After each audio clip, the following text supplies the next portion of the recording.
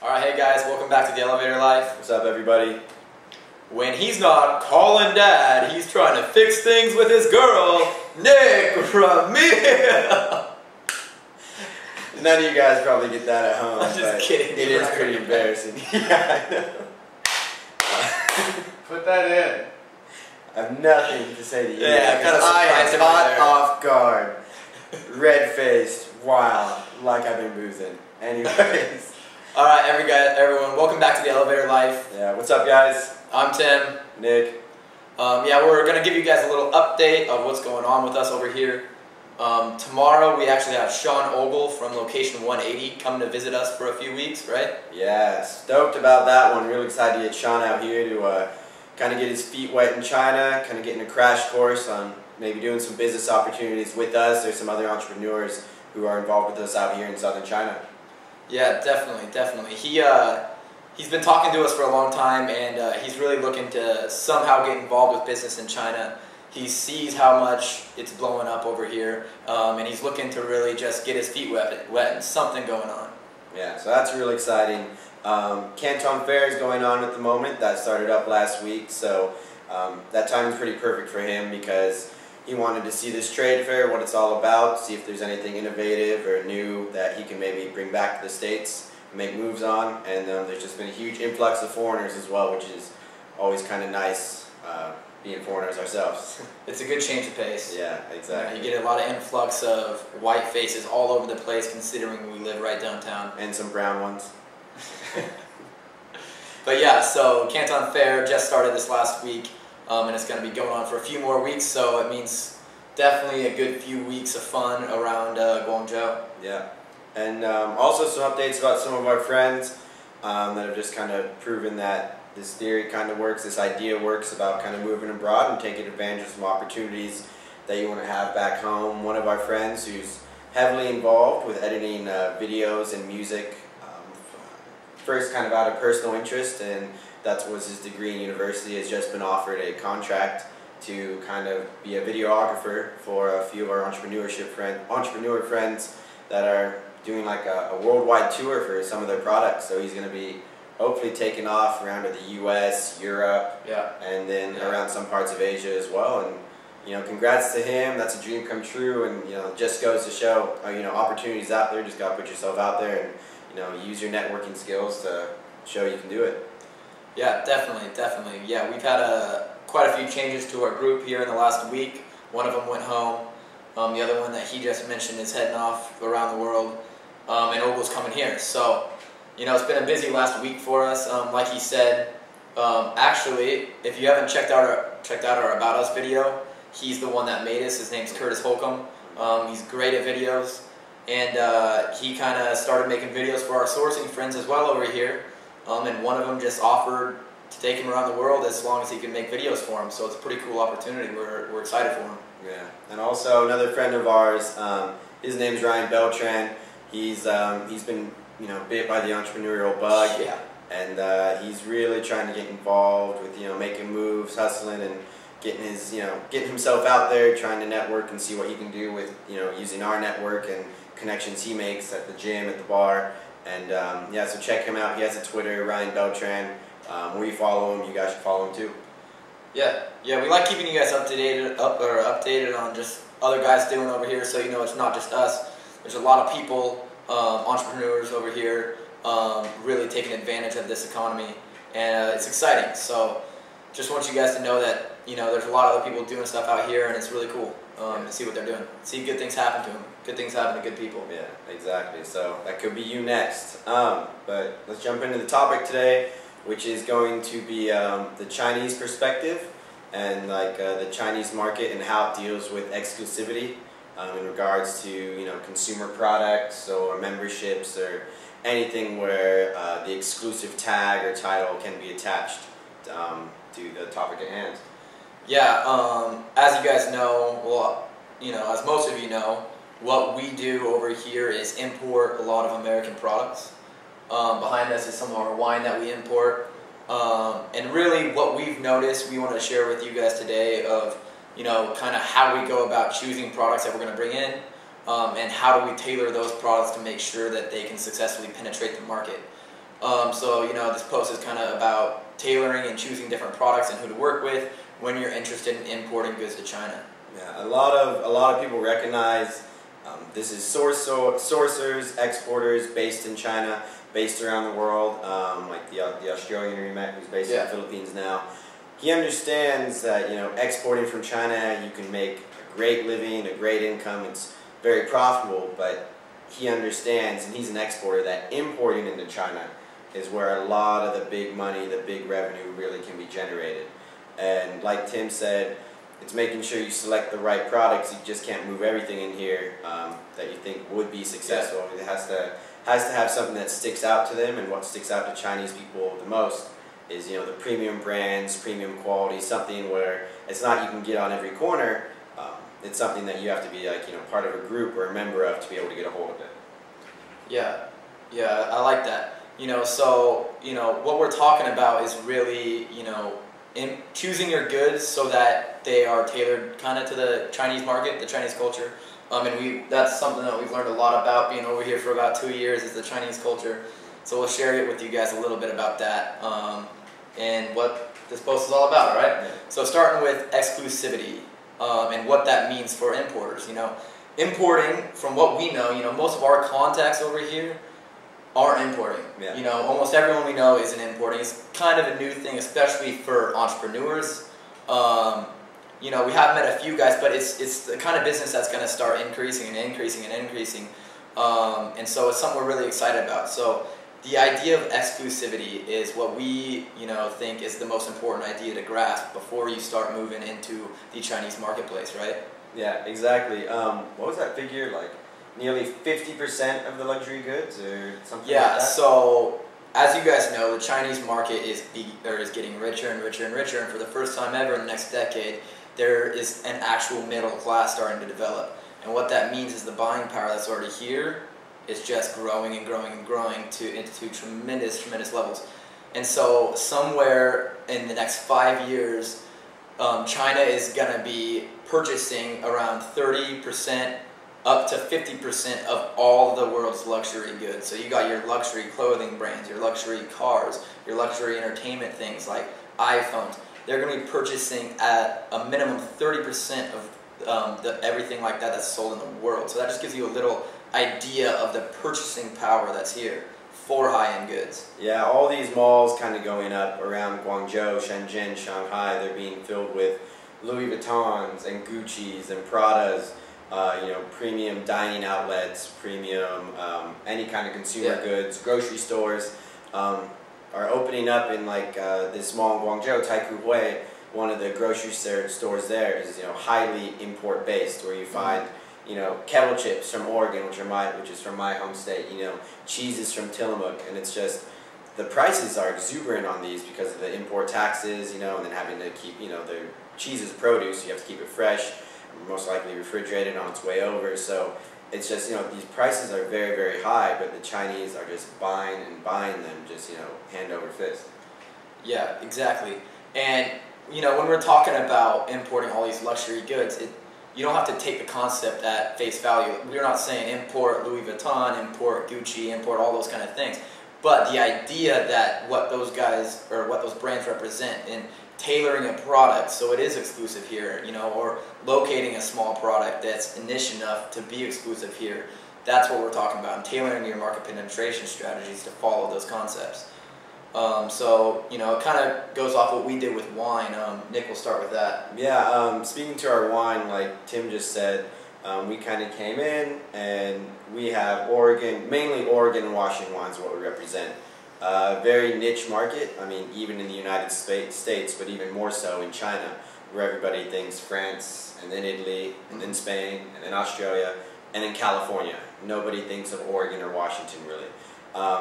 So approaching that, we knew that the Chinese distributors and retailers, they're going to have no idea about Oregon or Washington wines, really. They all ask, where's the Napa Valley stuff? But then we tailored these wines to the niche market of the five-star hotels, the fine dining restaurants, the foreigner-based outlet and retail stores, and we've been meeting with those, food and board directors or the executive chefs who understand and appreciate the quality of wine.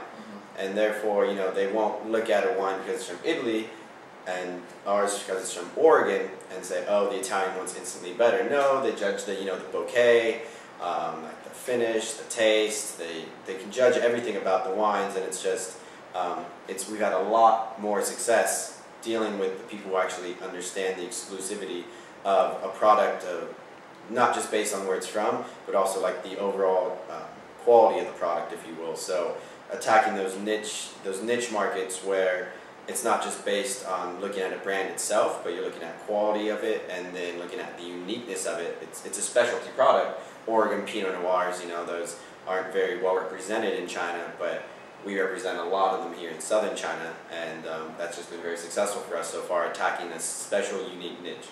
Mm-hmm. Yeah, going off that, that's key what Nick just said, is it was the unique niche that, you know, that helped us enter this market and actually start making sales. Because, you know, we knew that this idea of exclusivity was important here. And so by going and importing French wines, that wasn't going to work. Going and importing California wines, they're all over the place over here. So you're pretty much just competing off price, you know, and you're trying to go lower and lower and lower. Well, we knew that that didn't make much sense over here for us, because people will pay more the more exclusive it gets. So we selected Washington and Oregon, the most niche kind of wines we could think of for this market, and attacked that avenue. And that has allowed us to reach buyers. You know, often when we talk to other entrepreneurs here, and oh, what are you guys doing? We're selling wine. Yeah, that's really competitive. That's a response we get. Oh, that's really competitive. It's like, yeah, well, it hasn't been for us. You know, we've been selling wines that other people haven't, you know, brought over here yet. Mm-hmm. And so it's been that idea of exclusivity that's allowed us to sell them. You know, you go up to someone and you try and sell someone from California, and if it's not the lowest price, they're not going to buy it. But if you walk into a restaurant and you're selling a wine that they can't buy anywhere else, you know, and it's really expensive because you can't buy it anywhere else, and that's one thing they'll say, right? Yeah, exactly. You know, I can't even tell you how many wines there are, other wine distributors like us in Beijing, Shanghai, Shenzhen, Guangzhou, you know, trying to push Napa Valley wines, Sonoma Valley wines. Don't get me wrong, they're great wines, but I know all the other wine distributors we know or we, you know, have worked with or come in contact with, all of them do California. So if, you know, I walk into a hotel and I have a bottle of Tory Moore from the Dundee Hills AVA in Oregon, which is a sub-AVA of the Willamette Valley, very small area. The food and board director has never had one from Dundee Hills, and he asks, does anybody else have this right now? And I say, no, at the moment you can be the first hotel to have it. Boom, he's sold, because he can offer it more than, you know, he can offer it before anybody else can in regards to a hotel. Mm-hmm. And that's worked with the restaurant, and now that's worked with the foreign outlet. So it just goes to show, if you can offer something to this person that they can have before anybody else, they'll take it instantly. Yeah, yeah. You know, and it's the great way to model your business over here, because, you know, it's almost along the lines of, how expensive is it? You know, if it's really this exclusive, then the price needs to be a little bit higher, right? You know, which is always good for the bottom line. Yeah. But, you know, that is how we did our wine business. But relating it to overall business, the idea here is to create an idea or an overall concept around your brand that makes it exclusive, or, you know, that comes with some kind of story that makes the Chinese person that's going to be purchasing your product feel like it's kind of special or unique. Okay, not only will it allow you to charge a more premium price, but it will differentiate your product from, you know, everyone else that's trying to bring in something along the same lines. You know, this word for wine, which, you know, we're bringing in, competing against the world, and so if you can just adapt that concept to other forms of business, maybe, you know, restaurants or different kinds of products that you can bring in here, if you can tailor it to appeal to the exclusivity, then it's going to really benefit you in the long run. And another thing I want to touch on too real quickly is saying that there's a story you can attach to it. I'm from Portland. Tory Moore is a 45-minute drive from my house. I know the owner of the winery, I know the winemaker, and you know, I'm pushing more than just a business. It's personal for me. It's a product from my home. I'm helping my state's economy. And when you can pitch some kind of, you know, story relating yourself to your product, they can see that in you, and they can see your confidence in quality and in the fact you believe in it, and then that is generated, or that's pushed in their direction, and they just accept it even that much faster. That's just kind of not doing exactly with exclusivity, but having a story to add to your product. Yeah. So kind of wrapping up this idea for our businesses, it's kind of the idea we've adapted to our overall strategy in bringing products into the market. We're working with a franchise right now and trying to bring them in, develop a concept so they can be successful here. And same with wine, that idea of exclusivity has been the central concept that we've been working around to develop their market penetration strategy. And that is the central thing that we believe will drive sales here for that company. Yeah, exactly. And we even have some funny examples about exclusivity we just wanted to share with you guys, because you can really see, you can take it to, there's exclusivity all over the world. I mean, yeah, there's like yacht clubs or exclusive car clubs, but in China it's just on a whole new level. Like, for example, I went to I was invited to a restaurant last night for a fundraising event, and I was like, I guess a +1, if you will. And this restaurant was 3 stories, and it has 1 table, and it was booked over a month in advance. A 3-story restaurant with 1 table, you have to book the entire thing, and minimum per plate is $300 US, and that's just a restaurant with 1 table doesn't really make sense anywhere else. But here in China, to be able to say, oh, I have that restaurant booked for my charity event or my birthday, people are, oh wow, that's, I don't know how they got that, but I want to get that too. And that just generates the buzz around it to where these reservations are just lined up for an extended amount of time. And then By the way, these stories are all true, and we just hope they illustrate this idea of exclusivity that is really present here. And it's all about the face, and the more everything, the more special, the more they are different than their friends, the more people will pay, and it's sometimes they get to crazy levels. But yeah, these are all true stories. There's actually a French wine called Lafayette, and the company actually only makes, I think, a few thousand, maybe 100,000 bottles every year. But their sales last year in China were documented at $1 million+ or something like that. And the company's like, no, that can't be true. We didn't even make that much. But it's that idea that even though it was fake and it wasn't nearly as good as the actual real wine, it was probably terrible counterfeit wine. People were still willing to throw down the thousands of dollars to buy a bottle, and it's just that idea that, oh, this is really special, so I'm going to buy one. They don't even know the taste, it was fake, but they were still willing to purchase it. And it even goes to a product, they produce domestically, Motai Baijiu, which is like their white wine. There's a huge problem with counterfeit Baijiu. I mean, it all tastes awful to foreigners, most foreigners. Terrible. But I mean, they will proudly take it out and say, oh, would you like to have some? And majority of them are fake. And a Chinese person will come up to us because we distribute wine. Oh, I have connections to a real Motai distributor. And I'm just like, why aren't they all real? If you're producing it here, I don't know why it wouldn't be, but that's just another problem, in China where they're buying those kind of things. Oh, and another one, this guy at the dinner, he was telling me about his F-150. I saw it today that he just purchased. It's one of 5, I believe, in Guangzhou, a city of now 16 million. I think the latest estimates are at, and he had to trade 2 Range Rovers just to get the F-150. So ridiculous. Everybody here has a Range Rover, but only 5 other people have an F-150. And I would gladly take that trade with anybody in the U.S.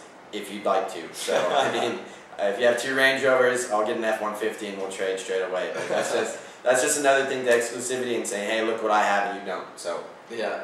I mean, I just imagine there's a restaurant with 1 table.